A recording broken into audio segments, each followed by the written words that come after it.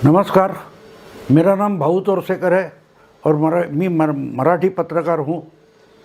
मेरी हिंदी साफ सुथरी नहीं है, फिर भी आशा करता हूँ कि आप मेरी हिंदी समझ पाएंगे। दोस्तों, कश्मीर के मसले पर जो चर्चा दिल्ली में हो गई है गुरुवार को, उसके बारे में बहुत बवाल हो गया है कि आखिर प्रधानमंत्री नरेंद्र मोदी क्या कश्मीरी नेताओं के सामने शरण गए हैं।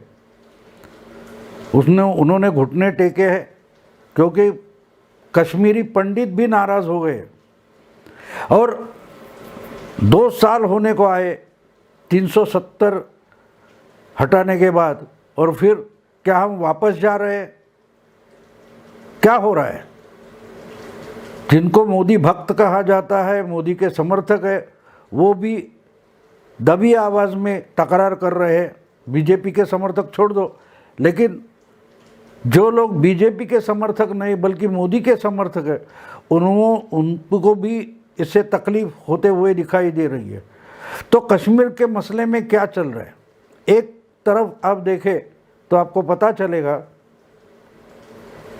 कि जब ये वार्ता होने वाली थी और उसके लिए मुफ्ती महबूबा मुफ्ती, फ़ारूक अब्दुल्ला और सारे कश्मीरी नेताओं को बुलाया गया,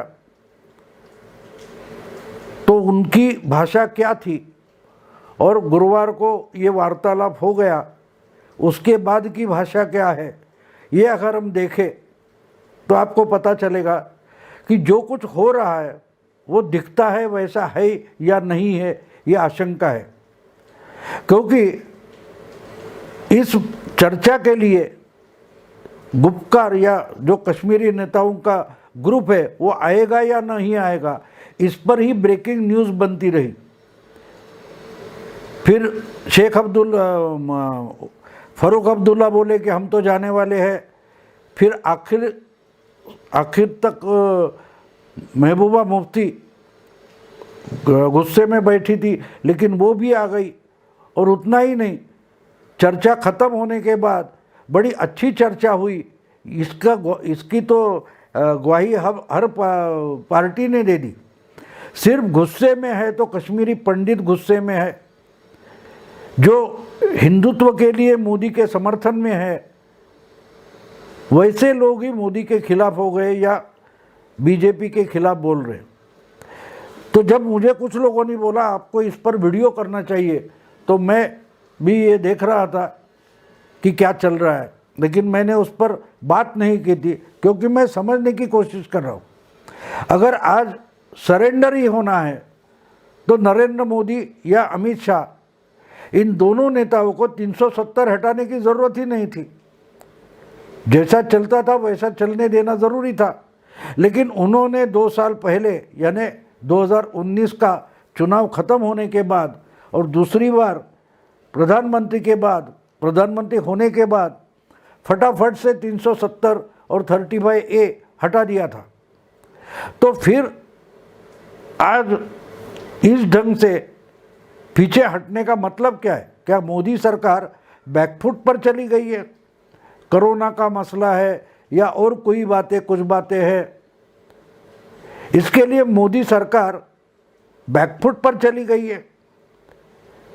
जितना मैं सोचते गया उससे मुझे ध्यान में एक बात आ गई है कि हम सामने जो देख रहे हैं उसके आगे कुछ है या उसके पीछे कुछ छुपा हुआ है।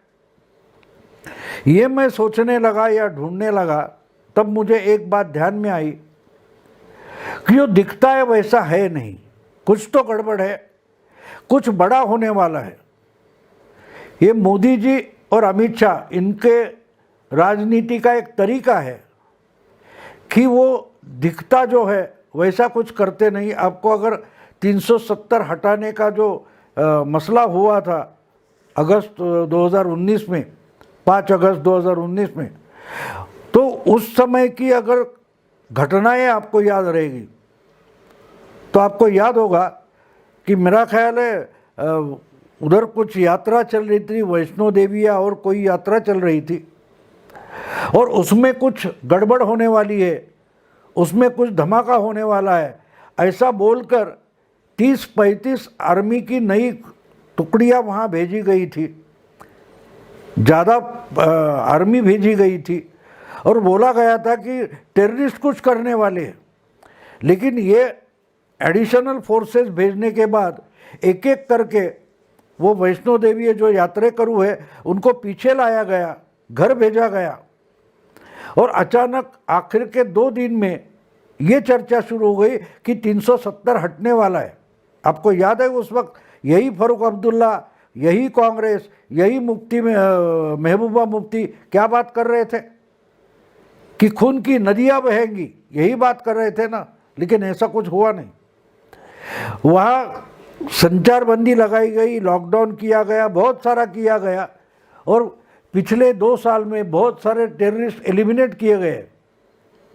तो आज अचानक उससे पीछे हटने की क्या ज़रूरत है?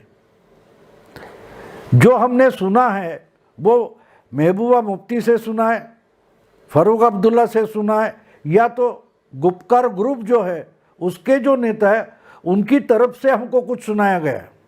लेकिन हम बारीकी से देखें तो अभी भी जो चर्चा हुई उससे निकलकर क्या आने वाला है इसके बारे में ना तो मोदी गवर्नमेंट की तरफ से या खुद मोदी जी की तरफ से कुछ बताया गया।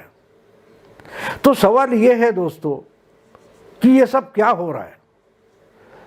तो मैं हमेशा रणनीति, स्ट्रैटेजिक एंगल जो होते हैं उस तरीके से सोचता हूँ। तो मुझे लगता है कि कुछ बड़ा होने वाला है। अब बड़ा क्या होगा, तो मेरा ख्याल ऐसा है कि कश्मीर सिर्फ दिखावा है, झांकी है। जो कुछ होने वाला है वो कुछ कहीं और होने वाला है, ऐसा मुझे लगता है। आपको याद है कि 1.5-2 महीने पहले बंगाल के चुनाव हुए, उसके बाद तीसरी बार ममता जीती, उसके बाद जो हिंसा वहाँ हो रही है, बड़ी अमानुष हिंसा हो रही है और कोर्ट के जजेस भी डरने लगे हैं ममता से या ममता की गवर्नमेंट से, यहाँ तक मामला आ गया है। तो क्या प्रेसिडेंट रूल बंगाल में आने वाला है? तो एक बात होती है कि बंगाल में प्रेसिडेंट रूल आएगा तो दूसरी फ्रंट खुली हो जाएगी। तो इसके लिए क्या कश्मीर की फ्रंट कुछ समय के लिए बंद करनी है? कश्मीर का मसला ठंडा हो जाता है कुछ देर के लिए तो पूरा ध्यान बंगाल पे लगा दिया जा सकता है। तो बंगाल में कुछ मोदी सरकार करना चाहती है, इसी के लिए एक कैमोफ्लेज बनाया गया कि कश्मीर कश्मीर कश्मीर जो चल रहा है वहाँ तो हम भाई कुछ करने वाले नहीं है, डरो नहीं। जो उनके आलोचना करने वाले हैं उनको कश्मीर के मामले में चुप करना और बंगाल में कुछ करना, ऐसी सोच मोदी सरकार में चल रही है क्या, मुझे अभी पता नहीं है। लेकिन मुझे लगता है कि जिस तरीके से, आपको याद होगा सर्जिकल स्ट्राइक जो था उसके बारे में तो कुछ बताया नहीं गया था, लेकिन सर्जिकल स्ट्राइक हो गया। उसके बाद बालाकोट पर जो एयर स्ट्राइक किया गया उसके बारे में भी कुछ बताया नहीं गया था और बहुत सारी चीज़ें बोली जा रही थी। लेकिन हुआ तो एयर स्ट्राइक हुआ जिसके बारे में पाकिस्तान पूरा सोया हुआ था। तो उसी ढंग से बंगाल में कुछ करना है तो कश्मीर में बवाल खड़ा करो, पूरा मीडिया हो, राजनीति के पार्टियां हो, विरोधी दल हो, उनका ध्यान कश्मीर की तरफ चला जाए और बंगाल में कुछ बड़ी चीज़ हो जाए। ऐसा तो मुझे लगता है कि कुछ ऐसा होने वाला है। जो कुछ होगा वो कश्मीर में अभी कुछ नहीं होगा, क्योंकि एक बात बोल दूँ कि जो डिलिमिटेशन है कश्मीर विधानसभा का, जो कॉन्स्टिट्यूंसीज है उसका डिलिमिटेशन होना चालू है। जो मतदाता एरिया है उसका डिलिमिटेशन चालू है और वो ख़त्म होगा, उसके बाद क्या करेंगे उस पर चर्चा हुई है। तो उसको तो और 2-4 महीने निकल जाएंगे। लेकिन अभी जो चर्चा है वो उसी पर चल रही है, और उस बवाल में अगर बंगाल में कुछ हो जाए तो राजनीति किस दिशा में जाएगी, इसके बारे में सोचो। मुझे लगता है कि बंगाल में कुछ बड़ा होने जा रहा है, और उस पर से ध्यान उठाने के लिए ये कश्मीर का जो मसला है उस पर बवाल, झूठा बवाल खड़ा कर दिया गया। देखते हैं अगले कुछ दिनों में क्या होता है, कश्मीर में होता है या बंगाल में होता है, हम देखेंगे। उस वक्त मैं उस पर ज़्यादा बोलूँगा, लेकिन मन में जो आशंका है वो आपके साथ शेयर करने के लिए, रखने के लिए मैंने वीडियो बनाया। शायद आपको पसंद आया तो लाइक करो, शेयर करो, प्रतिपक्ष को सब्सक्राइब करो। नमस्कार।